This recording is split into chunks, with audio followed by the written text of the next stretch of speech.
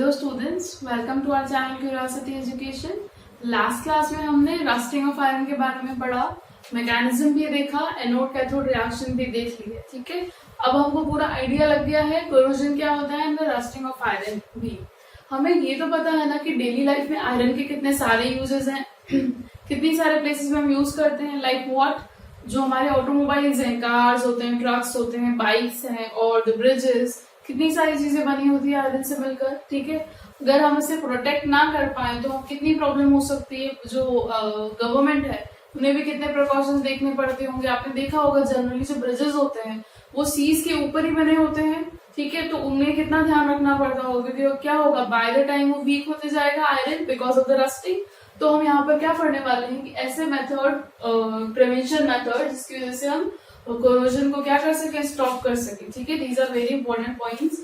Again हम points के form में डिस्कस करेंगे और आपको ये हेडिंग्स याद रखने की कोशिश करनी है। ठीक है, so the first one is barrier method. Barrier method, इसके थ्रू हम प्रिवेंट कर सकते हैं व्हाट, कोरोजन। ठीक है, नाम से समझ में आ रहा है, हम बैरियर क्रिएट करेंगे किसी भी मेटल की। अगर हम बात करें, अगर हम इस मेटल को क्या करना चाहते हैं, प्रोटेक्ट करना चाहते हैं किससे, कोरोजन से, तो हम क्या करेंगे, उसको बैरियर करेंगे किससे, एटमॉस्फेरिक ऑक्सीजन से। अभी तो हमने देखा था कोरोजन किसकी प्रेजेंस में होता है, एटमॉस्फेरिक ऑक्सीजन से, एयर से, ये मॉइस्चर के प्रेजेंस में होता है। तो हमें क्या करना है, इसको मॉइस्चर से बचाना है। इसका मतलब इसके ऊपर किसी और की कवरिंग कर दें तो एयर और मॉइस्चर डायरेक्टली इस तक नहीं पहुंच पाएंगे। पहले उन्हें कहाँ पहुंचना पड़ेगा, आउटर कवरिंग्स पे पहुंचना पड़ेगा। हम यही करते हैं इस बैरियर मेथड में। हम क्या करते हैं, तीन मेथड से, तीन प्रोसेसेस से हम बैरियर प्रोवाइड कर सकते हैं। बाय पेंटिंग, अगर हम पेंट कर दें टाइम टू टाइम ब्रिजेस को या जिस भी ऑब्जेक्ट की हम बात कर रहे हैं, तो पेंटिंग के थ्रू भी क्या हो जाएगी, जो मेटल की सरफेस है वो कवर हो जाएगी, बैरियर मिलेगा उससे। ऑक्सीजन या मॉइस्चर को डायरेक्टली मेटल पर अटैक करने से पहले किस पर रहना, अटैक करना पड़ेगा, पेंटे पे। ठीक है, and by oiling and greasing, oil और ग्रीसिंग भी कर सकते हैं हम, एक thin layer of oiling and greasing on that metal, जिसको हमको क्या करना है, प्रोटेक्ट करना है from corrosion. And by electroplating, electroplating. ठीक है, इलेक्ट्रोप्लेटिंग में हम क्या करते हैं, जो मेटल है उसके ऊपर दूसरे किसी मेटल की कवरिंग करवा देते हैं। ठीक है, तो एज अ रिजल्ट क्या हो जाएगा, क्या होगा, अगर हम इस मेटल सरफेस को प्रोटेक्ट करना चाहते हैं तो हम यहाँ पर मोर रिएक्टिव मेटल की जो है क्या करवा देंगे, एक सरफेस कोट करवा देंगे। इस प्रोसेस को हम इलेक्ट्रोप्लेटिंग बोलेंगे। ठीक है, तो इन तीनों मेथड से हम क्या कर सकते हैं, बैरियर क्रिएट कर सकते हैं टुवर्ड्स दैट पर्टिकुलर मेटल, हम जिसको सेव करना चाहते हैं from corrosion. So these are few important points in case of barrier methods, आप याद कर सकते हैं। ठीक है, so point number 1, prevention method 1 क्या है, बैरियर मेथड। नेक्स्ट इज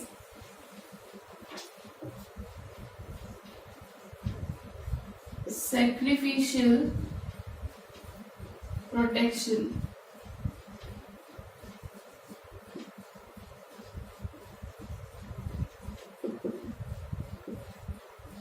इसमें हम क्या करते हैं, स्पेसिफिकली अगर हम आयरन की बात करें तो हम आयरन को कोट करवा देते हैं इससे भी ज्यादा रिएक्टिव मेटल जिंक से। किससे, जिंक। हम आयरन को प्रोटेक्ट करना चाहते हैं फ्रॉम रस्टिंग, तो हम क्या कराएंगे, जिंक की इसके ऊपर कोटिंग करवा देंगे और उसकी शाइनिंग भी बनी रहेगी इससे।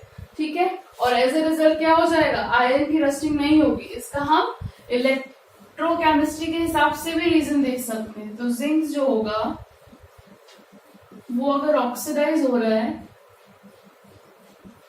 2 इलेक्ट्रॉन लूज करके, या फिर आयरन भी तो हो सकता है, दोनों ही है। ये क्यों नहीं हो रहा है, हम रीजन देख रहे हैं कि आयरन ऑक्सीडाइज क्यों नहीं हो रहा है जिंक की प्रेजेंस में। Why zinc is getting oxidized, तो ये हो जाएगा Fe सॉलिड और 2 इलेक्ट्रॉन रिलीज करेगा।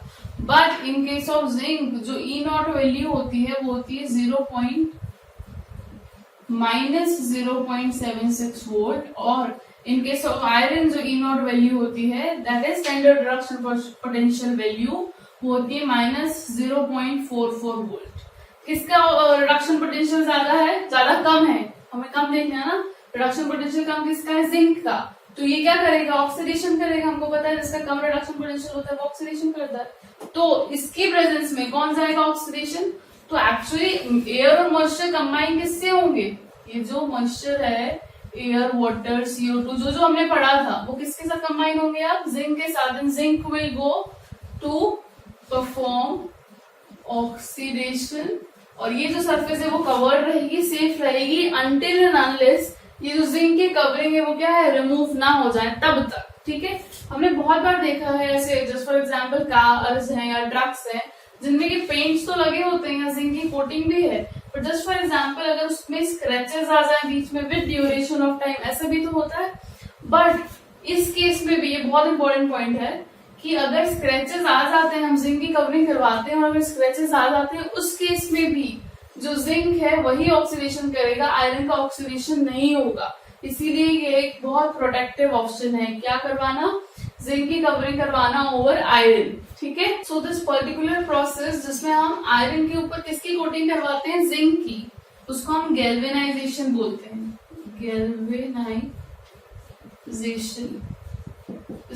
ये क्या प्रोसेस है, when zinc is coated on iron, iron के ऊपर कवरिंग करवाते हैं हम जिंक की लेयरिंग, तो उस प्रोसेस को हम क्या बोलते हैं, गैल्वेनाइजेशन। और उस पूरी प्रोसेस जिसमें हम एक हायर रिएक्टिव एलिमेंट की कवरिंग करवाते हैं आयरन पर, particularly is called sacrificial protection. Protection करवा रहे हैं बाय हम गैल्वेनाइजेशन केस ऑफ जिंक। यहाँ पर एक और ऑप्शन समझ सकते हैं कि अगर हम जिंक ना लेकर अगर टिन ले लेते, एक ऐसा एग्जाम्पल जिसकी कवरिंग तो पॉसिबल है, ठीक है, क्योंकि टिन जो है वो कवर हो सकता है किसकी, आयरन के सरफेस पर वो उसे प्रोटेक्ट नहीं कर सकता। देखिए जो टिन है वो अगर ऑक्सीडाइज होता है तो क्या बनेगा, टिन सॉलिड 2 इलेक्ट्रॉन रिलीज करेगा। सेम रिएक्शन यहाँ पे भी तो हो सकती है, हम इसे ऐसे लिख सकते हैं कि अगर आयरन ऑक्साइड आयरन जो है वो ऑक्सीडाइज हुआ तो हमें क्या मिलेगा, FeS एंड 2 इलेक्ट्रॉन रिलीज होंगे। इसमें भी देख लेते हैं, जो E0 वैल्यू है वो है इसकी टिन की होती है -0.14 और E0 वैल्यू इसकी होती है 0.44, अभी हमने देखी थी। इसमें से कौन जाएगा ऑक्सीडेशन, ये जाएगा। अभी हमने देखा था कि जिसकी लेसर वैल्यू होती है, पर इस केस में तो लेसर वैल्यू ये है, तो टिन की जो प्रोटेक्टिंग है वो हम अवॉइड करते हैं इन केस ऑफ आयरन। क्यों, क्योंकि इसका रिडक्शन पोटेंशियल थोड़ा कम है, तो ये ऑक्सीडेशन करेगा, वो नहीं करेगा। ठीक है, सो ये पॉइंट हमको याद रखना है।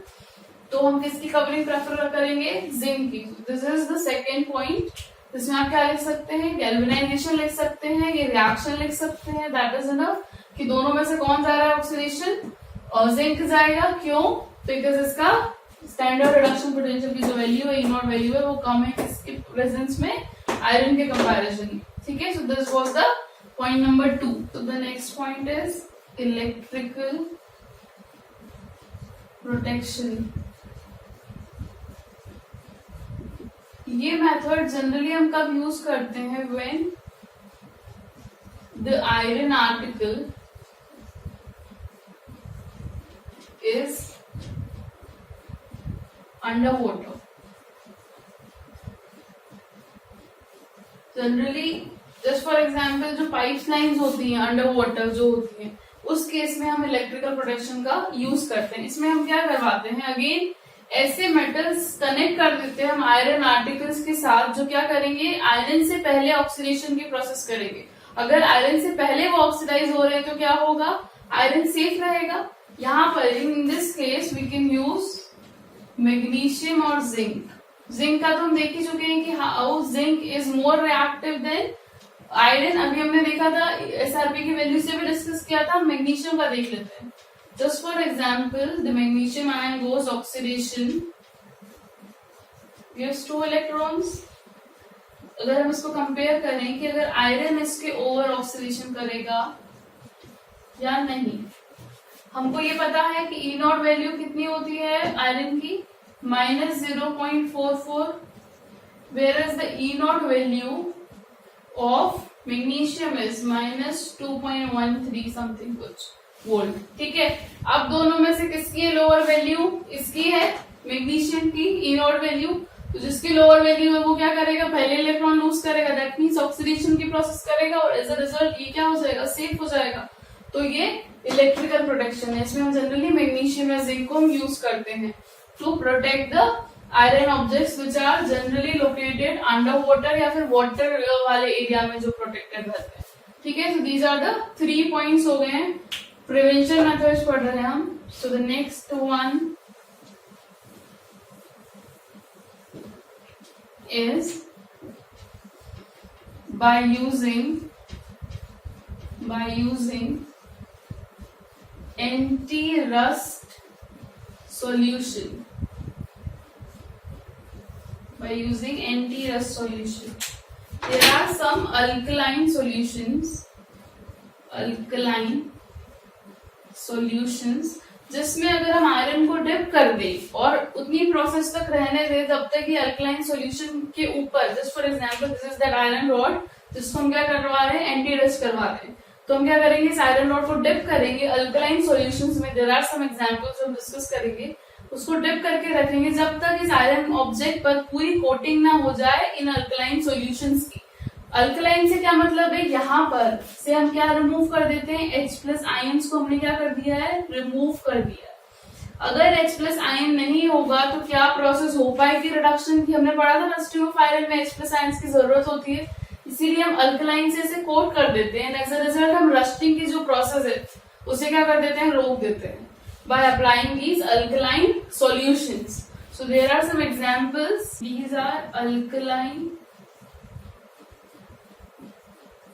phosphates and alkaline chromates। So, in solution में हम डिप करते हैं और क्या रिमूव कर देते हैं? H+ ion and as a result we prevent rusting of iron. और हम क्या कर सकते हैं? जो आयरन ऑब्जेक्ट उन्हें क्या कर सकते हैं? प्रिवेंट कर सकते हैं। So these are the 4 important methods: barrier method, sacrificial method, electrical protection and by using anti-rust solution। तो यहाँ से हम क्या कंप्लीट कर रहे हैं? प्रिवेंशन ऑफ कोरोजन और उसके साथ the chapter electrochemistry. Finally the chapter is over.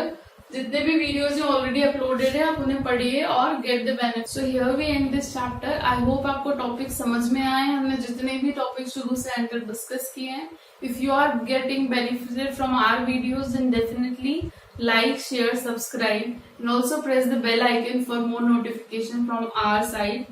Thanks a lot for watching our videos.